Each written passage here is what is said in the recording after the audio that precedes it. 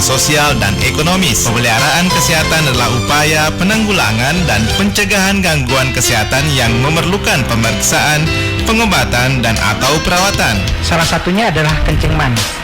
Nah, kencing manis ini kenapa dikatakan kencing manis? Karena pada saat dia buang air kecil itu di dalamnya harus dilonggarkan, karena kalau ada sumbatan Pak, langsung otak lagi merespon bahwa jantung harus bekerja keras, karena jantung harus memompa, karena ada masyarakat mungkin bilang berbusa.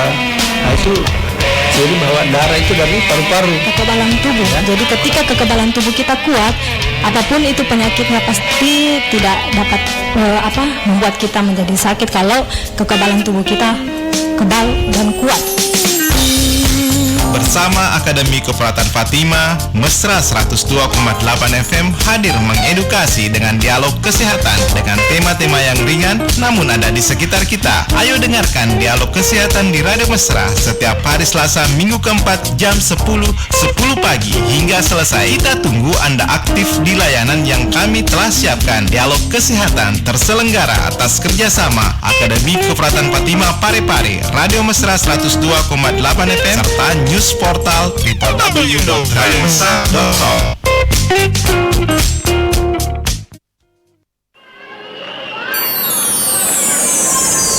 Enak juga ya kamu, selesai kuliah langsung bisa kerja. Sebenarnya sih bukan hanya kerja, tapi ada pilihan kerja atau lanjutin kuliah. Bisa juga kerja sambil kuliah, oke kan?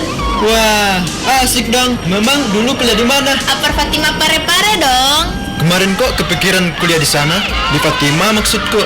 Kenapa? Begini, Prank. Tenaga medis itu adalah tenaga kerja yang penyerapannya sangat luas. Kebutuhan akan tenaga profesional di bidang keperawatan sangat tinggi, baik di dalam maupun di luar negeri. Itulah sebabnya dari awal saya memang pengen jadi perawat.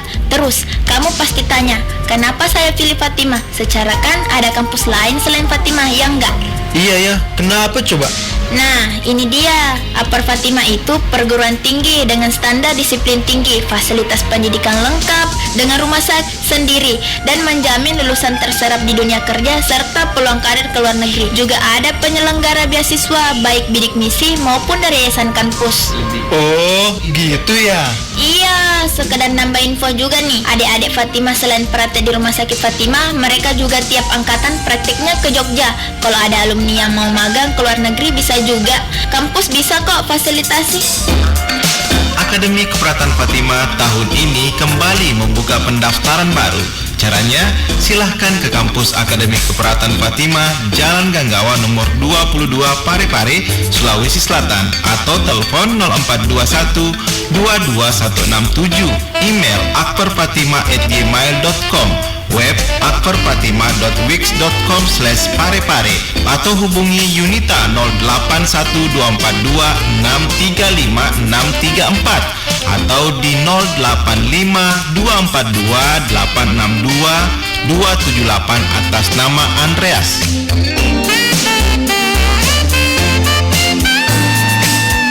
Baik, di 102,8 FM Insan Mesra dimanapun Anda berada, Assalamualaikum warahmatullahi wabarakatuh dan selamat pagi Insan Mesra. Seperti yang telah kita informasikan bahwa hari ini kembali kita bersama dengan teman-teman dari Akper Fatima Parepare untuk dialog kesehatan dari saat ini hingga nanti di pukul 11 pagi, dan Anda nanti juga boleh ikut bergabung seperti biasa, layanan telepon disiapkan dan juga WhatsApp-nya juga disiapkan. Dan program ini akan dipandu bersama dengan rekan Bagus Oramai. Silakan rekan Bagus. Iya, baik. Terima kasih rekan Dimas. Acara yang kami kelola hari ini terkait dengan seperti biasa kita akan mengadakan dialog bersama rekan-rekan dari Akper Fatima, Akademi Keperawatan. Ya. Sekarang sudah menuju ke institut ya. Tidak, kita rencana ke sekolah tinggi dulu. Sekolah tinggi ya, sekolah tinggi keperawatan. Ya. Bersama dengan Bapak Martinus, beliau ini adalah dosen terkait dengan kesehatan lingkungan, benar Pak? Iya, iya. Apa kabar Pak Martinus? Oh, sehat. Alhamdulillah ya. Apalagi tema kita hari ini terkait dengan kesehatan. Iya. Sehat itu mahal Pak ya, benar ya? Memang. Harta yang paling tertinggi yang kita miliki. Rekan Dimas dengan saya juga sehat ini. Harus dijaga dan dipelihara itu. Harus dijaga ya. Iya, Pak Martinus mungkin bisa diceritakan dulu terkait dengan ini kan masih masa pandemi ya. Jadi banyak prokes protokol kesehatan yang dilakukan termasuk di dunia pendidikan. Mulai Senin kemarin anak sekolah menengah ke atas itu sudah melakukan sekolah tatap muka dan menyusul mungkin juga dari SD dan SMP untuk Kota Parepare. Nah, bagaimana dengan Akper Patimah sendiri ini? Iya, untuk Akper sekarang kita masih daring. Nanti rencana kita ya 1 bulan ke depan itu nanti kita pakai kelompok sekitar 40 yang datang ke kampus. Tapi tetap memperhatikan prokes itu. Prokes itu ya. Iya, tapi tetap pembelajaran selama ini berjalan melalui daring ya. Iya, berjalan terus. Lancar. Bagaimana suasana sekarang ini kan masuk tahun ajaran baru ya? Ya, kita sekarang puji Tuhan karena kami punya angkatan yang baru ini ada hampir 65 orang. 65 orang yang baru nih. Ya, kita ada yang sudah datang 40, kita berganti-ganti, misalnya 1 minggu 1 kali datang ke kampus, dan yang lain itu daring. Iya, untuk peminatnya di Akper ini jurusan apa saja ini Pak? Hanya satu saja. Hanya satu ya? Keperawatan. Keperawatan saja ya. Jadi dalam keperawatan ini ada berapa mata kuliah yang ada di situ? Oh, ada banyak. Ada banyak ya, termasuk dari kesehatan lingkungan ini. Iya, ada juga. Kebetulan saya yang pegang bagian kesehatan lingkungan ya. Lingkungan. Ya, tema kita hari ini memang menarik terkait dengan kesehatan bukan hanya pribadi tapi lingkungan kita juga. Ya, saya dengan rekan Dimas saya ingin bertanya, sebenarnya apa sih kesehatan? Kesehatan itu apa sih? Orang yang sehat itu ada tidak apa indikatornya? Iya, indikator itu kalau orang yang sehat itu harus 2. Iya, itu sehat dia rohaninya, sehat juga jasmaninya. Iya. Gitu. Karena tidak cukup kalau orang secara jasmaninya, fisiknya bagus, atau tapi dia punya jiwanya itu atau sebaliknya, apalah gunanya kalau kita bagus itunya tapi dia punya fisiknya tidak menunjang dia untuk melakukan sesuatu baik untuk diri sendiri maupun juga untuk lingkungan dan sesamanya. Maka kedua-dua itu atau yang dalam bahasa kesehatan itu yang disebut holistik kesehatan itu. Holistik kesehatan. Yang menyeluruh kan gitu. Iya, baik. Pak Martinus, kalau untuk kesehatan rohani kan agak sulit ya psikolog. Nah, kalau kesehatan fisik misalnya. Bisa tidak kita melihat dari luarnya saja? Oh, ini Bang Dimas sehat, Pak Bagus sehat. Apa yang bisa dilihat indikator yang kuat di situ? Indikator itu dilihat itu pertama itu dia punya apa? Gaya hidupnya. Apakah dia punya hidup itu energi atau tidak begitu kan? Atau mungkin ya dia murah senyum tapi keropos dalam kena penyakit begitu lah. Itu yang pertama gaya hidup. Lalu juga yang kedua itu kita punya kesadaran tentang pentingnya itu kesehatan bagi hidup itu. Ya, ada kadang orang yang pengetahuannya tinggi, tapi dia tidak salah. Contoh kita ini di masa pandemi ini, COVID ini, dia tahu bahwa COVID itu harus butuh itu cuci tangan, pakai masker. Tapi pengetahuannya bagus kan? Kadang-kadang tidak dilengkapi itu. Maka juga masuk di sana itu berkaitan dengan kepatuhan kita. Terhadap itu untuk melindungi diri kita itu dan juga sesama kita. Karena kita itu penyakit yang ini COVID ini kan ya lewat udara dan menyebabkan itu semburan air liur kita atau bicara kita bisa kena pada orang yang lain. Bisa tidak Pak kita berkesimpulan bahwa orang yang kekar, badannya sehat, kuat itu adalah sudah sehat. Kemudian orang yang kurus misalnya itu dikatakan bahwa tidak sehat. Belum tentu ya. Itu harus dilakukan observasi dulu melalui kedokteran itu untuk mengecek semua bagaimana di dalam struktur dalam tubuhnya itu apa terganggu. Kita tidak bisa vonis misalnya tadi. Tidak ada jaminan ya. Begitu juga yang kurus. Ya, apalagi sekarang Pak ya sudah ada istilah membingungkan. Kalau OTG kan sebenarnya manusia OTG semua tanpa gejala semua. Ya itu tadi caranya kalau kita mau OTG begitu, kita harus melindungi diri tadi yang macam itu ya 3M itu kan, harus pakai masker, mencuci tangan, menjaga jarak. Kan kita tidak tahu bahwa mungkin dari kita juga menyebabkannya. Salah satunya itu kita melindungi diri kita dan orang lain. Maka diajak kita supaya jangan terlalu terlibat dalam kerumunan begitu kan, menjaga jarak tadi gitu. Karena tapi dalam ilmu kesehatan itu Pak Martinus ada tidak memang setiap penyakit itu yang tidak memiliki gejala? Ada tidak penyakit yang tidak memiliki gejala? Iya, ada juga. Misalnya itu kita kan misalnya itu tadi tiba-tiba kita mati macam itu kan, itu kan ada banyak juga ya virus-virus yang datang itu baik secara langsung lewat makanan kan, lewat pola hidup kita, lewat itu semuanya. Nah itu kan kita macam contoh, tiba-tiba tadi kemarin saya berjumpa dan dia masih semangat berbicara. Tiba tadi pagi dia sudah berita lain gitu. Iya. Sudah pagi meninggalkan kita. Ada berita dukanya lagi. Gitu. Iya, ada yang kelihatan tanda dan gejala itu, ada yang tidak seperti itu ya. Nah itu kan kalau dari kesehatan secara pribadi ya, sama manusia. Nah kalau lingkungan Anda tidak dinilai bahwa ini lingkungannya sehat, ini lingkungannya tidak sehat. Bagaimana cara mengukurnya itu Pak Ahmad? Lingkungan itu kan dilihat dari pertama itu kebersihan lingkungan itu.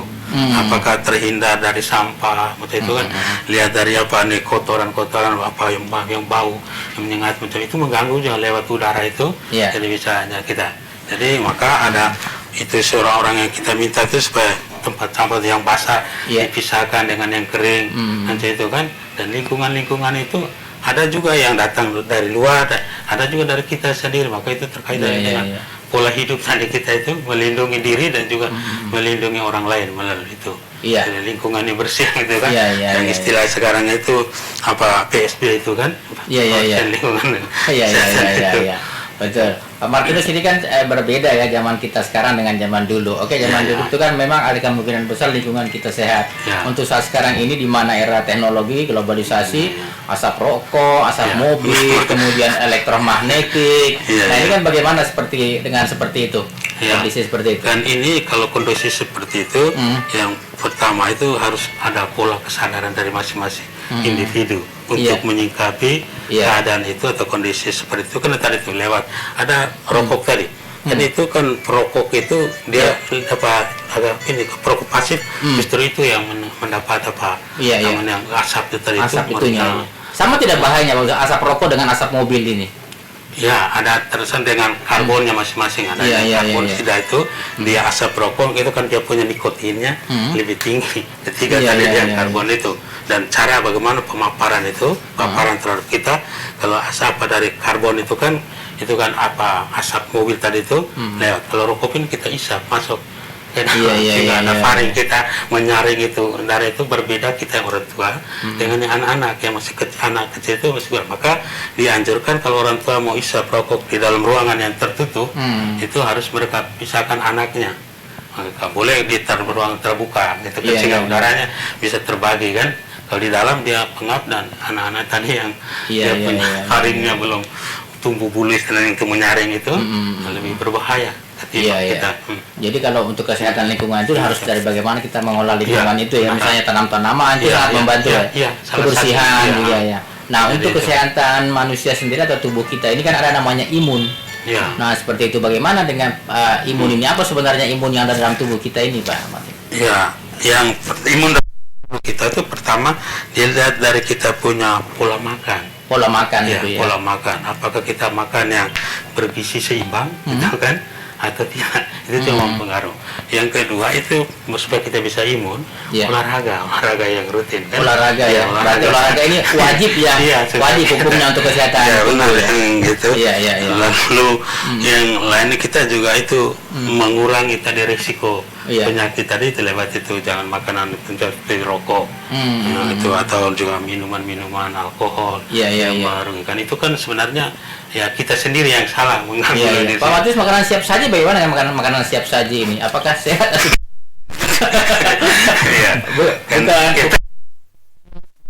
Jadi begini kita kan positif thinking terhadap itu. Jadi yang penting itu sebenarnya kalau kita memeriksa kesehatan itu makanan yang pertama-tama kita datang itu coba cek dulu dapurnya apakah bersih tadi itu kan lalu cek kamar WC-nya kamar WC-nya karena dari situ kan bau itu campur itu makanan kan sudah siap di sana maka dianjurkan supaya masak harus dalam keadaan panas lalu ditutup supaya situasi lingkungan sekitar tadi itu tidak termasuk ke sana terkontaminasi dan juga kalau kita mau datang beli kan kadang-kadangnya orang kan sudah masak kemarin mungkin belum habis di hari ini panas lagi gitu kan maka kita harus cek dulu cium dulu baunya bagaimana apakah harum masih segar atau memang sudah agak gini seperti itu jadi feeling lah kita mulai bekerja di situ untuk mencek apakah ini sudah terkontak dengan penyakit atau bisa mengganggu ke saya. Karena kalau sudah terkontak, efeknya misalnya kalau kita makan nanti bisa menceret, bisa gitu kan. Oh, seperti itu. Nah, untuk hidup sehat dengan pola makanan ini kan ada juga dari masyarakat ini, apakah itu hanya mitos atau apa, makanan panas dengan makanan dingin. Nah, ini bagaimana untuk efek kesehatannya ini Pak Martin? Ya, begini, kalau makanan itu yang panas dan dingin itu, yang penting begini, kalau kita sudah makan yang panas, jangan langsung minum air dingin. Oh, begitu ya. Karena itu kan istilahnya kita punya suhu tubuhnya masih mendidih, tiba-tiba kita celup dengan air yang atas, seperti orang di kampung kalau pala itu supaya yang menyala baru dia titis supaya tadi tajam, tiba-tiba taruh bisa retak gitu. Itu juga reaksi tubuh kita terhadap makanan itu. Maka kalau makannya panas, mungkin minum air yang hangat-hangat gitu. Jangan dingin dulu ya. Karena tubuh kita kan ya reaksinya itu terhadap sesuatu yang konsumsi masuk ke dalam tubuh itu ada yang kuat, ada yang kurang gitu kan. Tergantung dari itu reaktif, kalau reaktif. Nah, ini kan saya juga pernah mendengar bahwa kesehatan atau imun manusia itu berbeda-beda. Apa sebenarnya yang menyebabkan bahwa imun manusia ini berbeda-beda? Ya, itu ada yang kebal, ada yang tidak, ada yang mudah terpapar, ada yang tidak. Itu pertama memang dia orangnya sehat. Kalau yang imunnya agak kurang itu berarti dia sudah diganggu oleh beberapa penyakit di dalam tubuhnya, sehingga kalau masuk itu imun dia reaksinya juga. Dan kalau orang yang masih energi misalnya gini, pasti reaksi penolakan itu kan lebih kuat ketimbang yang orang sudah pernah sakit, pernah TBC, pernah jantung, pernah itu kan reaksi gitu. Maka contoh sekarang di masa COVID ini, jadi orang-orang yang jantung, orang-orang itu lebih mudah kalau masuk ini penyakit ini. Ketimbangan yang masih energetis, imunnya masih tinggi lah begitu di dalam itu. Dan kita sudah sering dengar juga di masyarakat, termasuk dari pendengar Radio Mosra, bahwa kita ingin memperjelas juga apakah COVID itu yang membuat kematian atau ada penyakit bawaan. Misalnya kalau orang terkena COVID saja ini, apakah dia persentase kematiannya tinggi? Nah, yang kami dengar kemarin itu adalah ketika ada penyakit bawaan dan terkena COVID, ini sangat membahayakan. Kita juga tidak paham penyakit bawaan apa nih sebenarnya yang menyebabkan kematian kalau orang terkena COVID. Nah, ini kan juga perlu penjelasan. Karena itu kan sebenarnya persoalan di rumah sakit yang para medis untuk mendiagnosa itu kan. Itu kan biasanya kadang-kadang orang datang sudah mati begitu kan, tapi tidak diselidiki apa penyebab faktor utamanya. Faktor utamanya. Mungkin dia setelah penyakit bawaan tuh jantung kan, itu atau diabetes kan. Jadi itu tiba-tiba diserangi oleh penyakit COVID ini, istilahnya tinggal tambah saja. Sudah itu.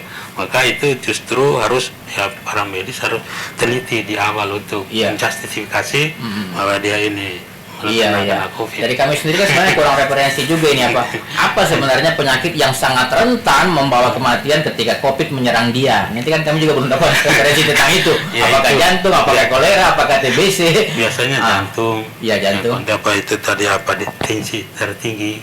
Itu juga lalu yang komplikasi itu biasanya. Dan itu biasanya orang-orang tua yang umur 50 ke atas itu yang bisa begitu lebih mudah untuk menghadapi itu.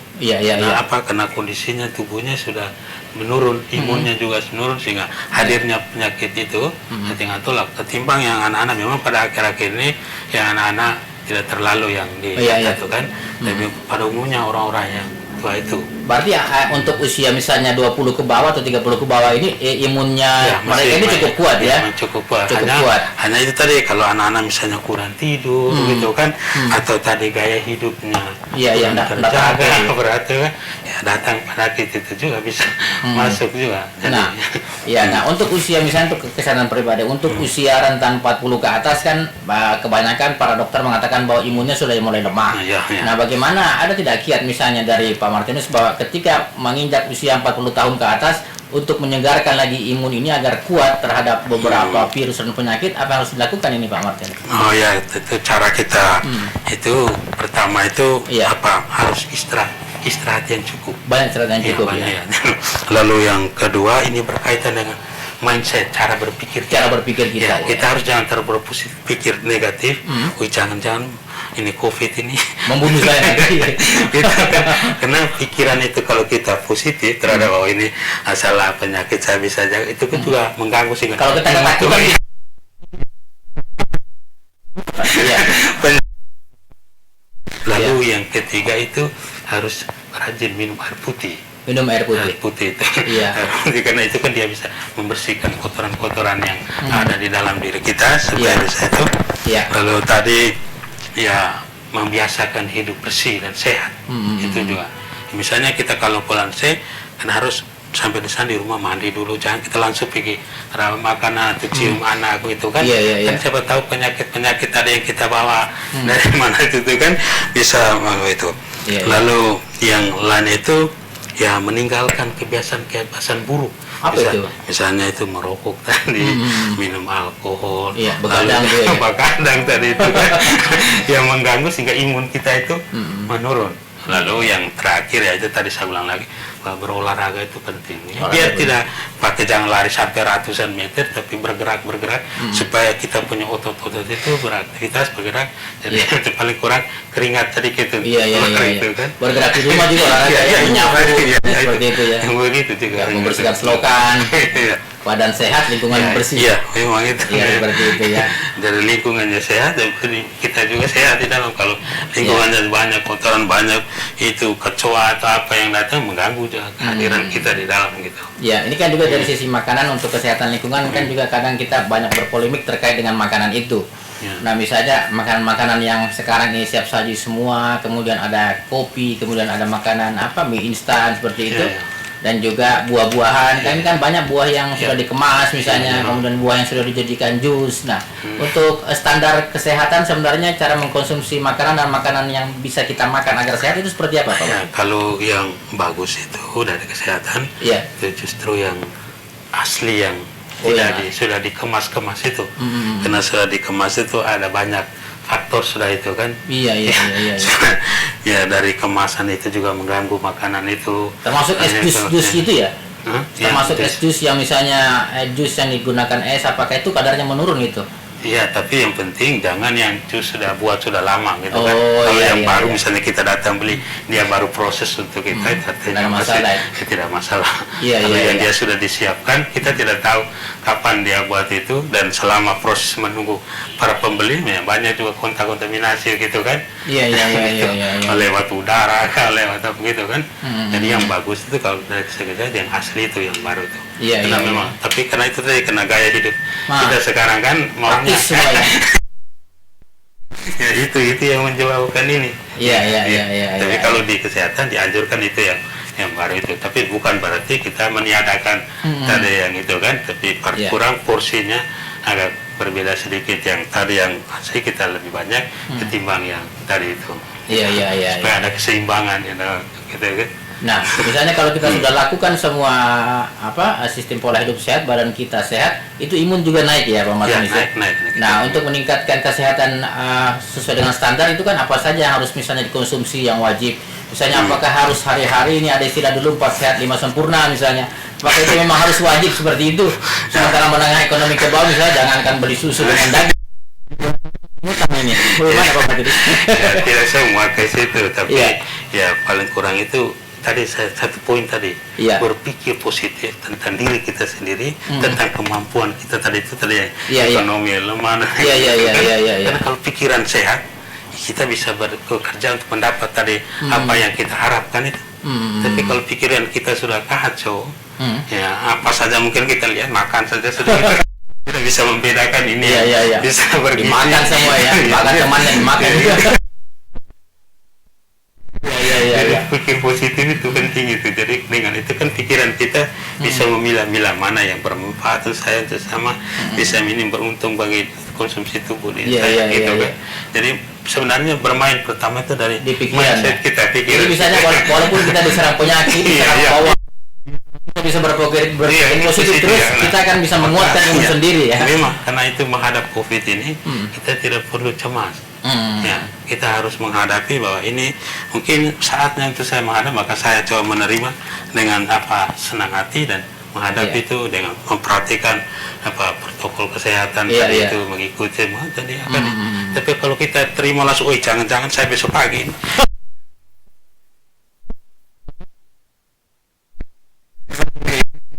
Nah, terkait dengan konsumsi ini kan ada juga dari kriteria lain terkait dengan mengonsumsi makanan sehat.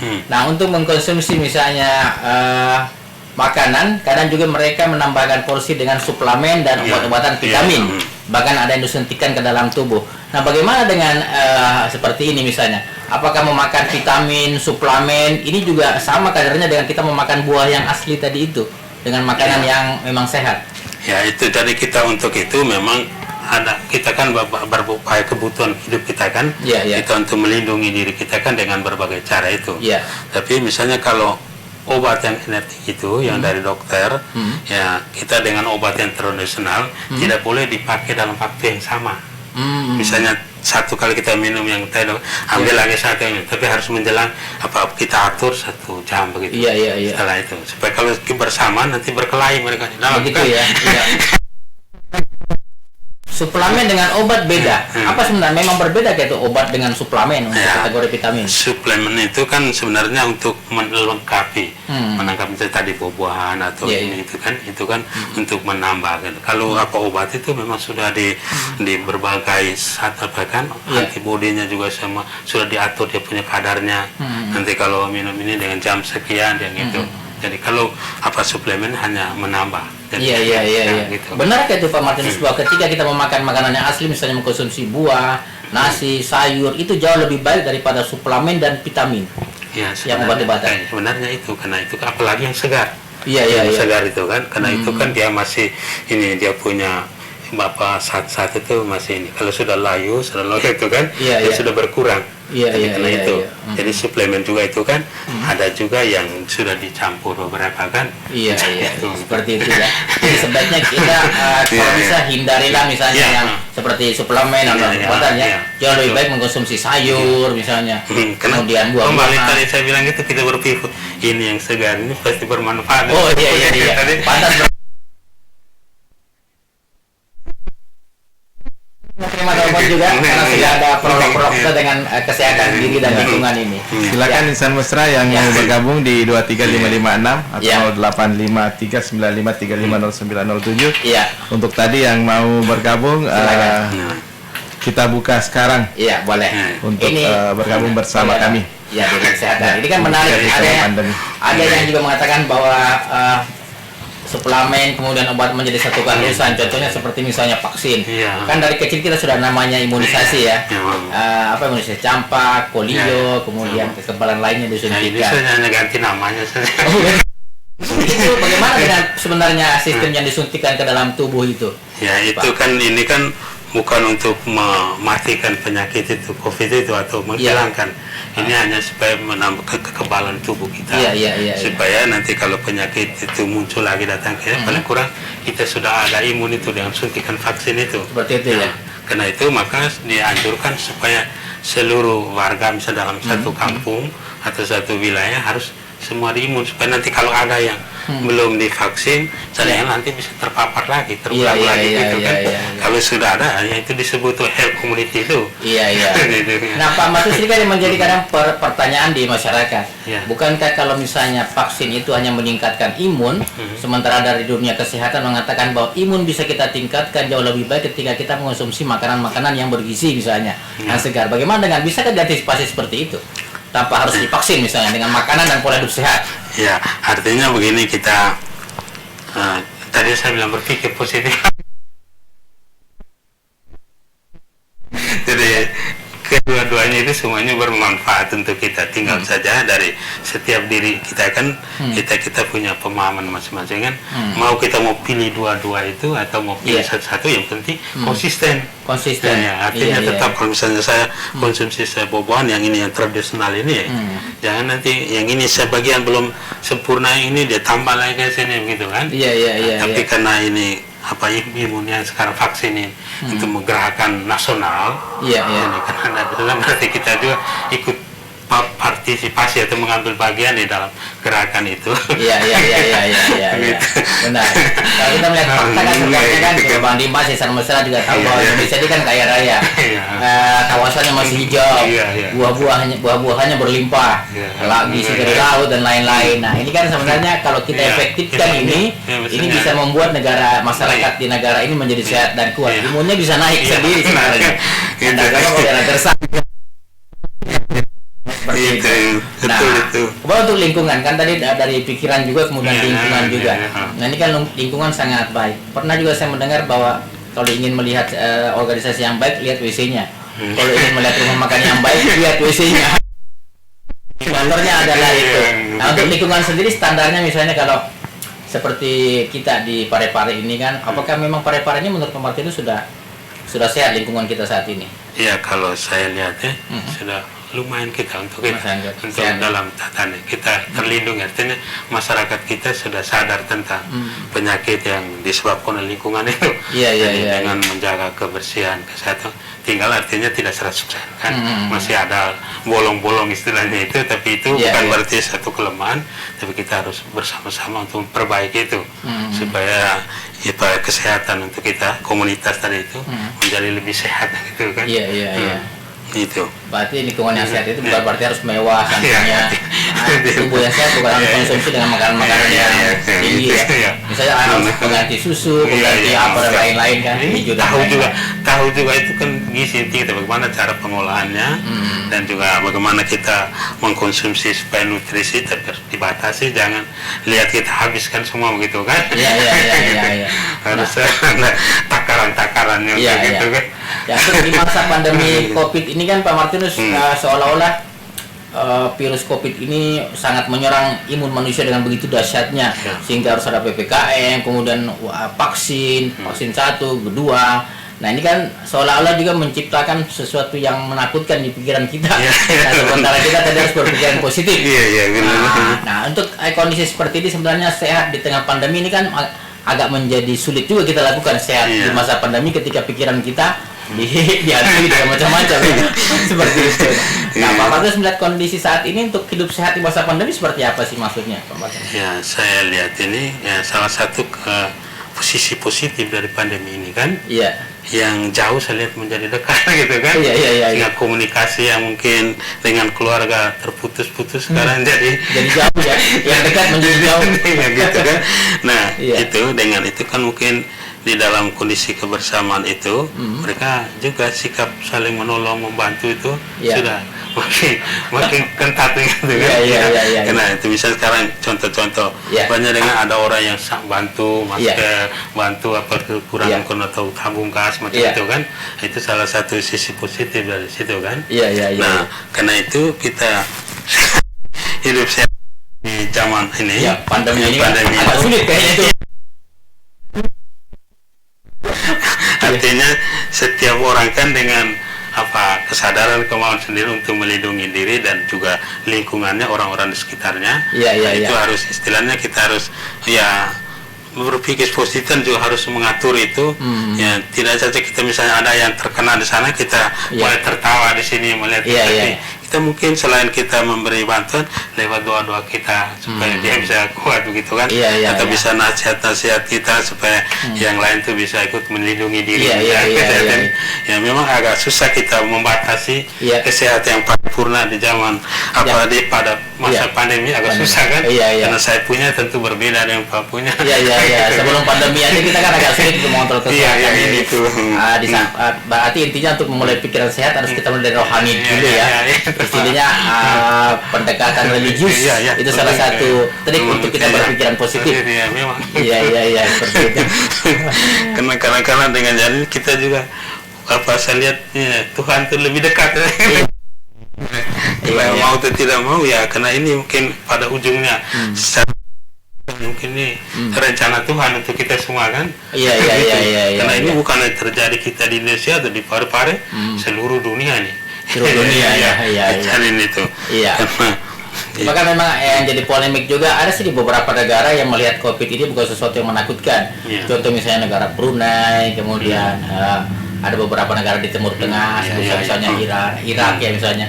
kemudian Turki. Nah, ini kan mereka berhasil menciptakan pola pikir yang positif kepada masyarakatnya. Dengan cara itu bahwa kita bisa sehat dengan mindset kita ini. Nah, untuk kiat-kiat misalnya di tengah pandemi ini yang harus kita lakukan ini khusus misalnya dengan ekonomi yang sangat sulit ya. Untuk menciptakan kondisi makanan yang sehat, kemudian badan yang sehat, lingkungan yang sehat, keluarga yang sehat ini seperti apa? Kalau saya lihat itu ya ada beberapa saya pikir. Yang pertama itu kita harus mengikuti protokol kesehatan. Iya. Yang 3M itu atau 3T itu kan. Karena dengan itu kan kita paling kurang penyakit yang ada pada kita berbicara dengan orang tidak langsung kan. Paling kurang itu. Yang kedua yaitu tadi kita harus meningkatkan imun kita, baik lewat makanan-makanan tadi, atau suplemen-suplemen tadi, atau juga lewat obat-obat tadi itu kan. Lalu juga kita harus mempertahankan pola hidup sehat itu. Jadi artinya kita makan makanan yang bergizi, yang seimbang itu kan, jangan lalu juga menjaga tadi yang saya bilang istirahat yang cukup supaya kita itu kan, dan dengan kita fisiknya makin ini sehingga penyakit datang paling kurang kita sudah ada gini. Lalu juga itu tadi ya cukupi kebutuhan nutrisi, tapi tidak mesti dalam tanda kutip pertanyaan patut. Bagaimana kalau orang yang tidak punya memakan saja cukup mahal. Bahannya kan itu ya. Lalu juga yang lain perbaiki kita punya waktu tidur. Waktu tidur ya, kan kita 4 jam 8 jam begitu kan. Karena banyak tadi pengaruh mete, sisa 2 jam mungkin tidur, itu juga fisik kita jadi lemah. Jadi walaupun cukup asupan makanan tinggi, walaupun makanan tinggi kurang tidur tetap juga kena ya. Kena.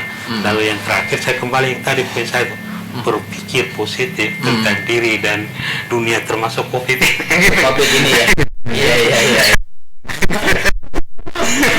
Iya, baik. Tetap kita terima bagaimana sambil menunggu ini terkait dengan kesehatan ini menarik karena ada hubungannya dengan COVID ya.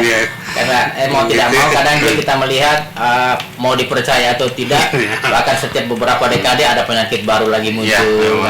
Nah, kemarin kan yang kita takutkan adalah mulai dari TBC ya tahun 1900-an itu muncul, kemudian ada namanya kanker, HIV/AIDS, pernah ada namanya MERS, flu burung. Nah, ini kan bisa dilewati dunia dengan sangat cepat ya. Selesai. Ini sudah 2 tahun ini sudah persoalan COVID. Nah, ini kan seberapa ngerinya kan sebenarnya COVID ini Pak, sehingga masyarakat menjadi ketakutan sehingga tidak mampu berpikir positif. Ini penyakit ini kan ya kalau kita baca-baca dari jurnal itu kan ada juga yang diciptakan istilahnya gitu kan. Ada orang-orang yang ahlinya sudah tinggi kan, ahli kimia, ahli farmasi. Virus-virus itu kan apa betul atau tidak ini kan hanya teori-teori dari itu. Tapi kalau kita sebagai orang beriman, kalau saya itu kembali tadi ini rencana dan kehendak Tuhan. Kita tidak tahu rencana Tuhan apa ya. Karena ini sudah 2 tahun penyakit-penyakit tadi yang Pak sebut yang dulu-dulu itu sudah seperti ini. Dan ini terjadi bukan hanya kita, semua dunia mengalami yang sama. Kan? Sehingga kita bingung di kondisi begini. Jadi salah satu macam tadi kita positif lalu menjaga imun kita, makan cukup untuk melindungi diri. Ini kan sebenarnya saya bisa diskusi dengan Mbak Dimas kayak di luar nalar seperti itu. Kalau kita melihat misalnya HIV itu kan menjadi sebuah fenomena gunung es, kan banyak yang mengidap itu. Kemudian juga kita membaca literasi bahwa penyakit jantung adalah pembunuh nomor 1. Nah, melihat ini kan sebenarnya yang harus lebih mengerikan ya kayak jantung, HIV, kemudian penyakit kanker darah misalnya. Nah, kok tiba-tiba COVID misalnya yang hanya menyerang kekebalan tubuh yang bisa diantisipasi dengan pemikiran yang positif, kemudian makanan yang sehat menjadi sesuatu yang menakutkan di dunia ini. Jadi agak sulit bisa diterima dengan akal bahaya.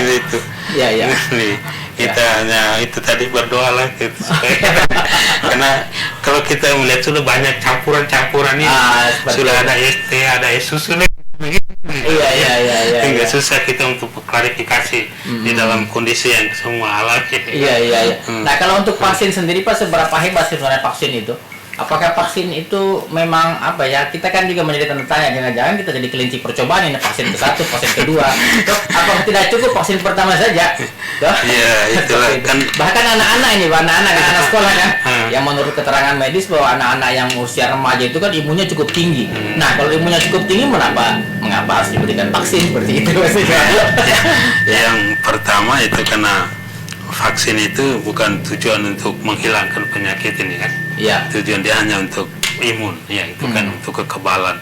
Iya. Kita supaya kalau penyakit ini serang kita lagi kedua kali atau ketiga kali paling kurang kita sudah vaksin itu dia melindungi. Tapi memang kita kena misalnya sudah vaksin, tapi tidak mematikan karena vaksinnya sudah ada. Lalu yang kedua, ya kalau apakah kita ini karena tadi itu kita kan hidup bersama dengan orang lain kan, ada yang sudah vaksin, ada yang belum, sehingga kadang-kadang penyakit itu kan penyakit menyebar, sehingga misalnya nanti kita yang sudah vaksin dari datang dari mereka tadi yang belum divaksin itu, itu. Lalu yang ketiga ya mengapa kita harus vaksin bersama, kita di dalam negara kesatuan istilahnya itu kita harus positif lah negara. Istilahnya kita berpartisipasi di mensukseskan tadi itu programnya pemerintah itu ya. Begitu. Ya, jadi memang kalau kita melihat fenomena ini kan ya semua saya lihat bahwa kita harus mengikuti saja bagaimana kebijakan-kebijakan dari pemerintah. Ya mungkin juga pemerintah ini berlandaskan daripada pendapat para medis. Ya intinya bahwa badan yang sehat, lingkungan yang bersih, ini akan bisa meningkatkan daya tahan tubuh kita dan kesehatan lingkungan ini. Nah untuk lingkungan sendiri Pak, untuk cuaca seperti ini kan misalnya Indonesia ini kan daerah tropis, ada 2 musim, bahkan ada mengatakan bahwa saat ini musim kita agak sulit diprediksi. Nah ini kan juga kadang mempengaruhi tidak terhadap daya tahan tubuh dan pola pikir. Ya, bisa mempengaruhi karena begini lingkungan kita ini kalau yang dulu kan masih ya normal karena hidup orang tadi tidak membabat hutan di mana-mana sehingga terjadi tandus di mana-mana, banjir di mana-mana, bencana itu disebabkan oleh kita tadi istilah saya itu karena kerakusan kita manusiawi juga. Menyebabkan akhirnya kita juga kena sendiri. Jangan kerakusan kita. Karena itu paling kurang kita kembali lagi supaya mental-mental yang buat seperti itu kita perbaiki supaya melindungi sehingga penyakit ini dengan situasi tropis begini nih kan yang kita mengganggu kita paling kurang dikurangi. Maka dianjurkan kalau supaya di rumah ditanam pohon. Baik, ada penelpon Pak Martinus, kita terima dulu. Silakan. Iya, silakan. Halo. Halo. Ya, silakan. Silakan Pak Sobat. Halo, ya, silakan. Assalamualaikum. Waalaikumsalam, silakan ke pertanyaan. Saya dari tadi mencermati pembicaraan Pak siapa Pak? Agak mengikutnya kecil penerimaan saya. Ya, silakan. Oke. Ya. Ini ada yang saya mau pertanyakan persoalan masker. Iya, masker ya, baik. Ya. Itu sebenarnya Pak, itu apa ada ketentuan pemakaian masker itu bahwa sekian jam atau sekian hari dipakai? Iya. Karena saya terus terang mau maaf ya. Iya. Di pasar itu maskernya mungkin sudah mendatangkan penyakit tapi masih dipakai. Iya. Benar. Bayangkan itu kalau di penjual ikan atau penjual sayur, maskernya itu sebentar dipegang, dipakai, sebentar dipakai, dipegang. Iya. Nah itu kan bisa juga mengakibatkan terjangkitnya penyakit di situ. Iya. Karena maskernya itu mungkin sudah berminggu dipakai. Iya. Nah artinya kalau itu memang ada kejadian begini, dalam hal ini pemerintah dinas kesehatan gimana gitu? Iya. Karena kita kasihan sudah jelas itu sudah punya kuman itu maskernya. Iya. Masih saja dipakai. Bulu manukan ini pakai mopi. Iya. Ya, Bulu manukan ini pakai mopi. ya. Ideologi bulu manukan yang pakai mopi. Iya. Karena mungkin keterbatasan yang penting juga dia bilang bahwa yang saya mengikuti aturan pemerintah. Iya. Asal ada masker saya pakai. Padahal itu bisa saja gara-gara masker menimbulkan penyakit. Iya. Jadi kira-kira bagaimana Baik. apa namanya? Baik.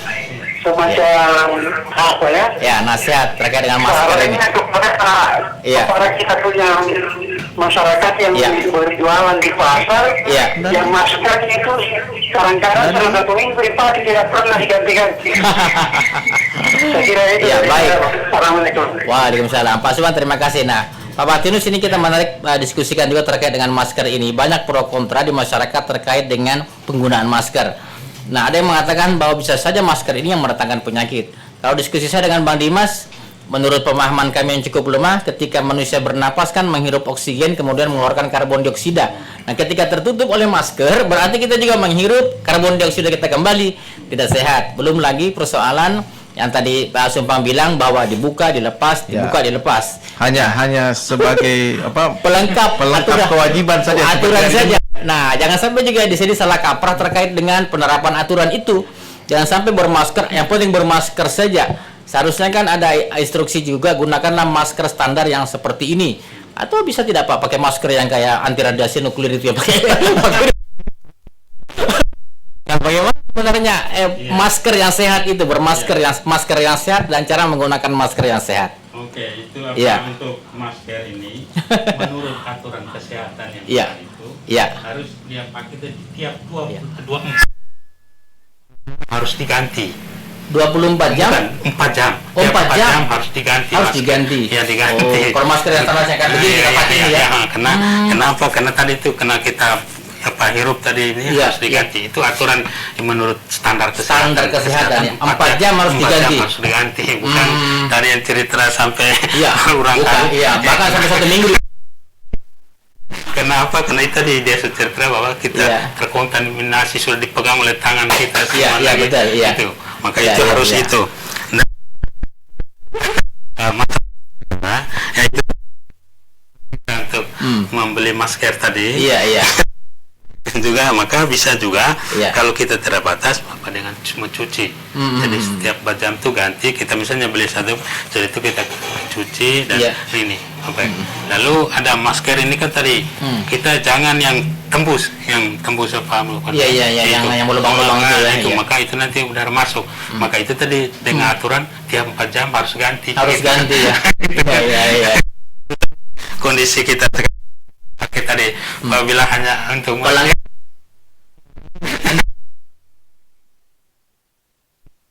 sebenarnya itu tiap 4 jam harus ganti. Itu biasanya kalau di rumah sakit biasa mereka pakai para perawat itu dibuat begitu. Nah, harus gitu. Nah, ini akan jadi polemik di masyarakat lagi. Oke lah, untuk para medis kan disediakan oleh pemerintah ya.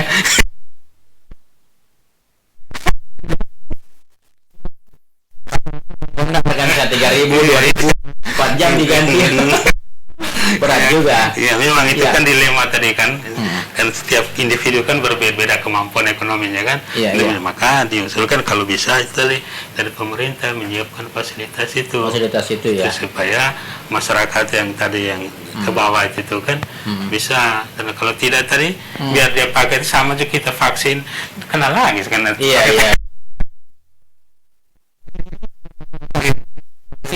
Tapi kalau salah kaprah jangan sampai membuat masyarakat gitu.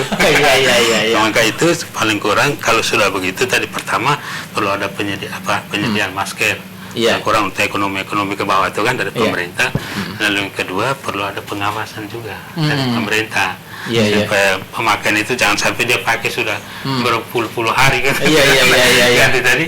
Nah, tapi itu ada korelasi tadi itu fasilitas penyediaan itu. Jadi tidak cukup kita hanya vaksin sementara lihat lepas begitu. Iya. Jadi harus korelasinya jelas ya. Prokes ya. Dan kalau mau pakai masker itu harus tutup lubang hidungnya. Iya. Supaya ini jangan seperti ini Pak.